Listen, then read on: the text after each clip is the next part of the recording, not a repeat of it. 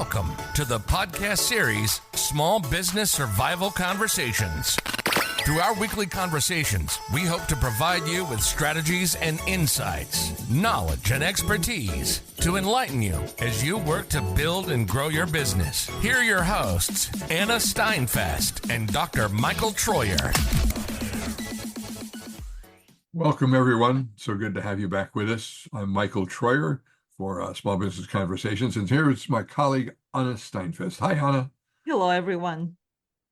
Today, we want to talk about one of the things you have to do again and again and again, and that's plan before you pitch your business. So important to get prepared ahead of time, if you will. No business skill is going to be more important than your skill in communicating what you do and what you offer. And that includes that ability to pitch your business to somebody who doesn't know you and what product or service you deliver. But you have to plan. Why is that so important, Anna? Why do we have to plan ahead? Well, Michael, the funny part is, like you said, it's very, very important to pitch your business.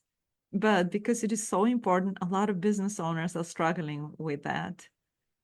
So they don't, usually when they ask, what do you do? They will bring everything, more of the technical side of the business, what they do, instead of to communicate very clearly what exactly is the benefit of obtaining this business services or products. And that's what we're talking about pitch. That's why you may have to do, you have to do some homework to prepare before you start pitching, because you want to make sure that you communicate very, very clearly, because sometimes you'll have only one chance to attract these potential customers. So that's what we want to talk about today. If the rest of you are like the two of us, you are inundated with people coming at you, wanting to sell you on something. So the first piece we want you to think about is don't plan to ad-lib and just speak off the top of your head about why they should do business with you. It's way too important, that first contact, to do it as an off the top kind of thing. Michael, I have to interrupt you here and ask you, okay, now let's talk about what is an Adlib, because we have some listeners who are not in US. So I would like to explore. We see the communication. Sometimes you have to be clear. That's what we want to tell you. That's true. Absolutely. So what we're saying is when you ad lib, you are walking in without any thought about what you want to say. And the moment you have your opportunity to tell about your business, you're letting whatever thought is in your head come out, one thought after another. And frankly, it will come out a little garbled, a little all over the place, as we would call it. It doesn't have any structure to it. It's not clear where you're going with what you're saying. So we call that ad-libbing. That's it. Just say what I feel like saying, and maybe it'll sell. It doesn't work that way, folks. I want you to think about what you want to say, but more importantly, when you've said it, what will that person hear? Because they hear a little bit differently from what you say in terms of the words you use. And what's most important is what's going to be the impact on them? How will they react?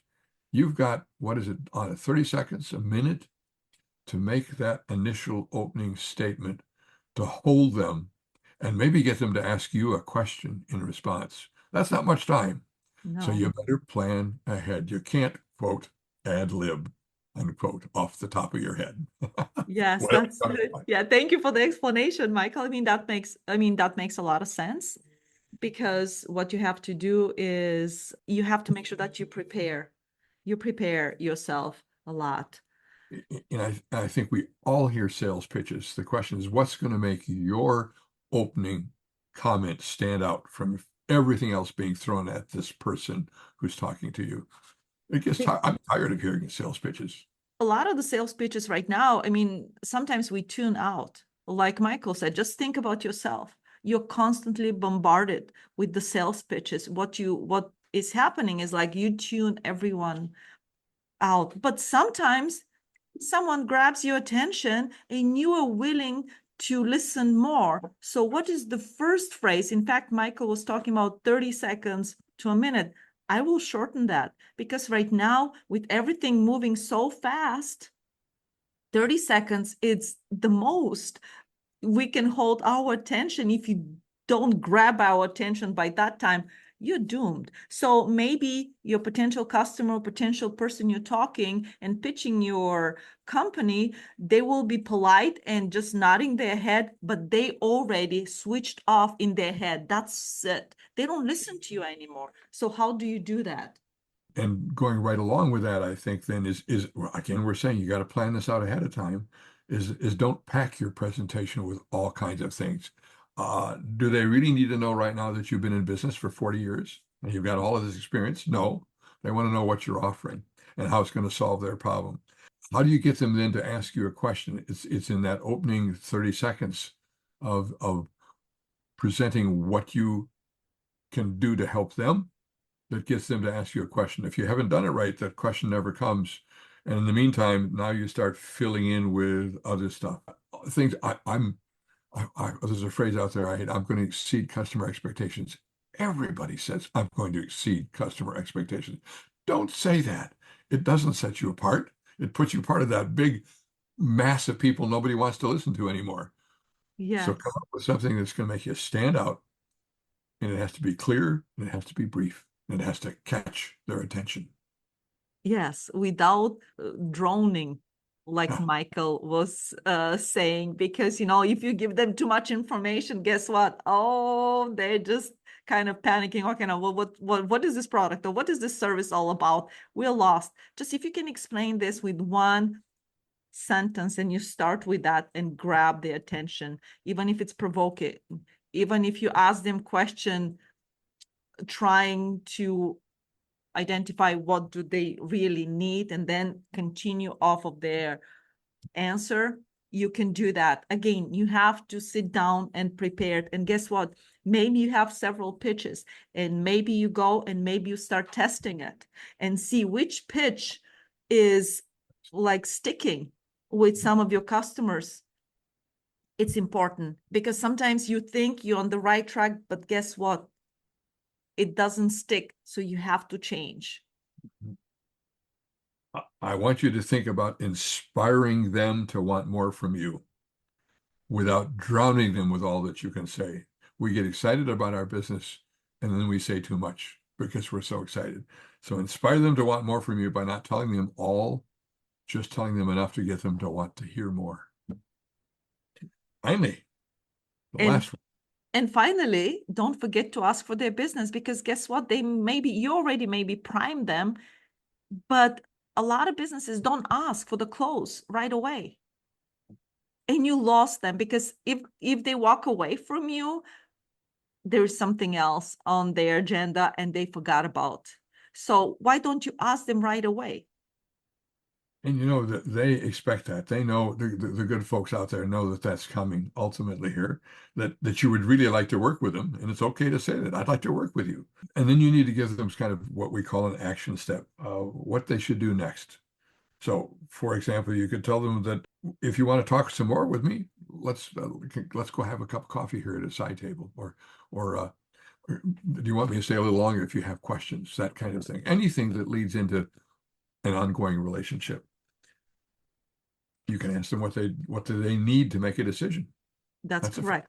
Yes. I mean, is because if they're ready, some people may be ready right away. Some people not, but that's okay. You can tell them, hey, like Michael was saying, we can provide additional information or can we check back with you or ask them, what do you need to make the decision? Another approach is to say, Ms. Business Owner, I hope you've gotten some sense of what I can do. I know you might have to think on it a little bit. That's fine. Can we set a time when we get back together and I can answer any other questions that have come up? That's another way to we're not concluding the conversation. We're not closing either quite. We're giving them a little bit of time to think about it if it's complex. But at least you've set a date and a time to talk some more. So you don't let it go without either a commitment to buy from you or let's get together in 2 days and talk more. And that comes with the practice, though. Yeah. I mean, for some of you, don't beat up yourself. Oh, I cannot do it. Guess what? You have to do it a lot to become an expert in that. So practicing, like what we mentioned, have pitch 1, pitch 2, pitch 3, and see which one sticks, and then continues. If it sticks, okay, let's go further. They have interest in your product or service. Let's go, can we close now or maybe later, and just keep them interested. So all these things takes time, but that's why we want to make sure that you are prepared. The thought comes to me too. You know who your toughest audience is? It's either your spouse or your best friend. So practice in front of them. And when they say, that sounds great, ignore that and tell them what could be improved, because they're going to be nice to you. Don't ask them to be nice. Practice in front of them because it's going to make you nervous. You're going to have to work at it to get better and smoother, and ignore their kind words until you know you've got it down where it needs to be. Good luck, folks. Plan before you pitch.